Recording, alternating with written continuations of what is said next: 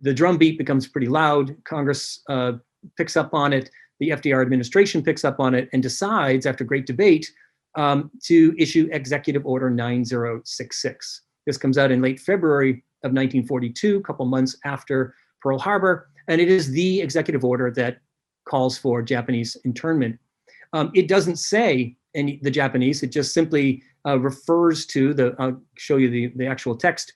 It says, it empowers the military structure out in the West Coast to declare any areas sensitive and to remove any or all persons from this particular region. Now, that's pretty vague, but it's exclusively aimed at Japanese Americans, and so that's going to be what occurs. And so the posters go up all over California and in Japanese American communities, telling them they have to register and that they need to prepare to be relocated. A lot of great Orwellian language employed in this in order to do this great violation of civil liberties in a context that says it's okay. It's not, at odds with our democratic traditions. And so here's Japanese, internment in a nutshell, right? 120,000 people, roughly, were sent to internment camps.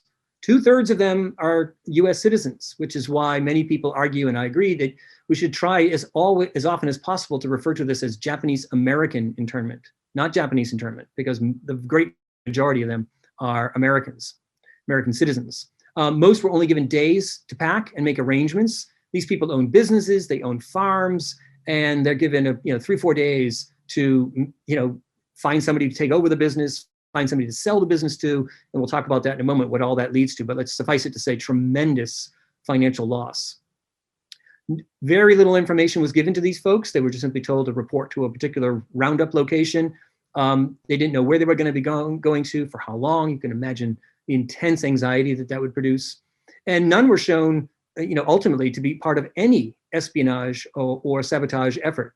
There's a lot of investigation, both before the Pearl Harbor and after, and it turned out there was no evidence for that fear and no evidence for the policies that fear enabled.